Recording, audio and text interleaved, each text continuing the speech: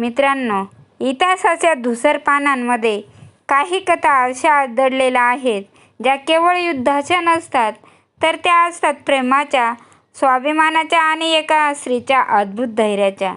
आज आपण जाणून घेणार आहोत त्या वीरांगनेची कथा, जिचं नाव ऐकताच राजस्थानच्या वाळवंटालाही अभिमान वाटतो. नमस्कार मित्रांनो, स्वागत आहे तुमच्या इतिहास विथ सुनीता या ऑफिशियल चॅनलमध्ये.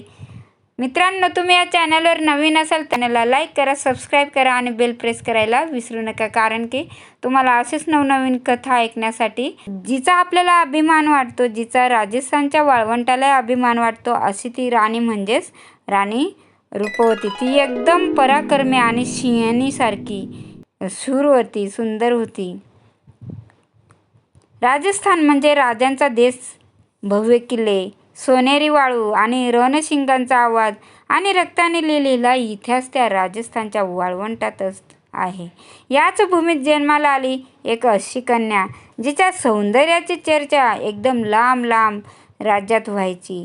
पण तिची खरी ओळख फक्त सौंदर्य नव्हतं, तर तिचं शौर्य होतं, तिचं धाडस होतं.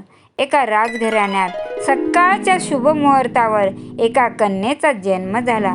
सर्वकडे आनंदाने राजमहालात आनंद उसळला. ढोल नगारे वाजले आणि ज्योतिषांनी सांगितलं, ही कन्या राजाचं नाव एकदम उज्ज्वल करेल, पण तिचं आयुष्य मात्र संघर्षांनी भरलेलं असेल. आणि त्या कन्येचं नाव ठेवण्यात आलं रूपवती.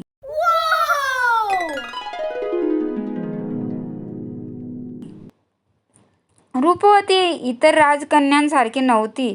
तिला फक्त आरसे आणि दागिने आवडत नसायचे, तर तिला आवडायचे घोडेस्वारी, तलवारबाजी, धनुर्विद्या आणि ती लहानपणीच एकदम रणांगणाची भाषा शिकली होती.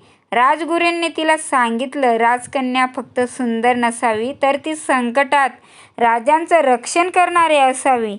आणि रूपवतीने हे शब्द मनात कोरून ठेवलेले होते. बघा, लहानपणापासूनच रूपवती अगदी धाडसी आणि धैर्यवान होती.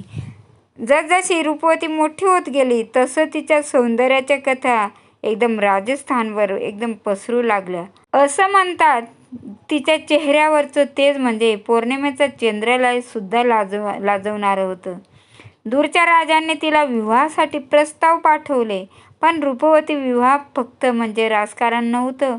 तिला हवा होता एक शूर, प्रामाणिक आणि स्वाभिमानी राजा. एक दिवस काय झालं, राज्यात मोठी स्पर्धा आयोजित करण्यात आली. घोडेस्वारी, तलवारबाजी आणि युद्धकला.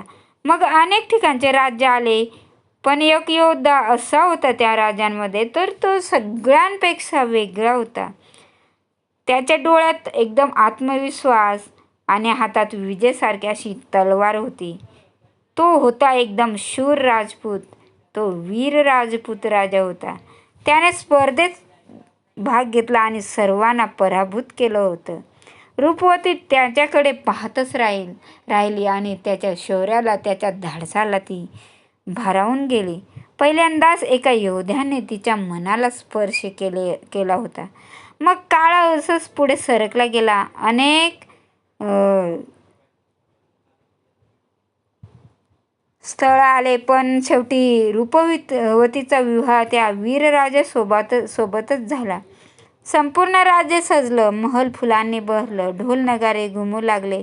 पण त्या आनंदामागे एक काळी सावली दडलेली होती. शेजारच्या सुलतानाला रूपवतीच्या सौंदर्याबद्दल समजलं.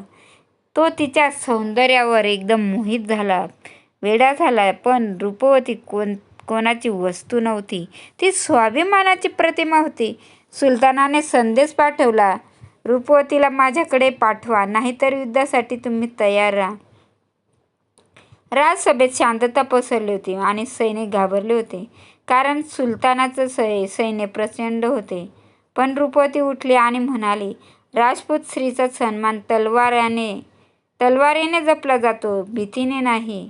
राजाने युद्ध स्वीकारले. संपूर्ण राज्य युद्धासाठी सज्ज झाले. लोहार रात्रभर तलवारी बनवत होते, घोड्यांना कवच घातले जात होते आणि रूपवती स्वतः सैनिकांना प्रेरणा देत होती. ती म्हणाली, जिंकू तर इतिहास घडवू आणि हरलो तर बलिदान देऊ, अमर हो. युद्ध सुरू झाले. तलवारीची ठिणगी उडू लागली. घोड्यांच्या टापांनी पृथ्वी हादरली. राजाने शौर्याने अनेक शत्रूंना पराभूत केले. पण शत्रूचं सैन्य खूपच मोठं असल्यामुळे काय झालं, राजा हरला. आणि इतिहासात अनेक असे युद्ध तलवारीने नाही तर विश्वासघाताने हरले गेलेले आहे. राज्यातील एक सरदार असा होता की त्याने लोभापोटी गद्दारी केली आणि शत्रूला त्या राजाचा गुप्त मार्ग दाखवला. त्यामुळे रात्रीच्या अंधारामध्ये शत्रूने किल्ल्यावर हल्ला केला आणि शेवटपर्यंत राजा लढला. पण परिस्थिती गंभीर झाली होती. रूपवतीने महालातील स्त्रियांना एकत्र बोलवलं. तिच्या डोळ्यात अश्रू नव्हतं, फक्त ज्वाला होत्या. ती म्हणाली, आपण पराभूत होऊ शकतो, पण अपमानित नाही. रूपवतीने स्वतः हातात तलवार घेतली. ती रणांगणात उतरली. शत्रूही थरथर कापू लागले, कारण त्या दिवशी एक राणी नाही तर दुर्गा अवतरली होती. युद्ध अखेर शेवटाकडे झुकलं. राजा गंभीर जखमी झाला आणि मग रूपवतीने शेवटचा निर्णय घेतला. स्वाभिमान वाचवण्यासाठी तिने बलिदानाचा मार्ग निवडला. असं म्हणतात, त्या रात्री संपूर्ण राजस्थान रडलं, कारण एक राणी हरली नव्हती तर ती अमर झाली होती. आजही राजस्थानच्या लोककथांमध्ये रूपवतीचं नाव स्वाभिमानाने घेतलं जातं. ती फक्त सौंदर्याची राणी नव्हती तर शौर्याची देवी होती. मित्रांनो, ही कथा आपल्याला असं शिकवते, सौंदर्य क्षणिक असतं पण स्वाभिमान अमर असतो. धैर्य, निष्ठा आणि बलिदान यांनीच इतिहास घडत असतो. जर तुम्हाला ही कथा आवडली असेल, राणी रूपवतीची शौर्यगाथा, तर व्हिडिओला लाईक करा, चॅनलला सबस्क्राईब करा आणि बेल आयकॉन नक्की दाबा. तर तुम्हाला मित्रांनो ही कथा ऐकून काय वाटतं? तुम्हाला काय वाटतं की राणीने हे केलं ते योग्य केलं का? याचं उत्तर कमेंट करून जरूर कळवा. Bye bye.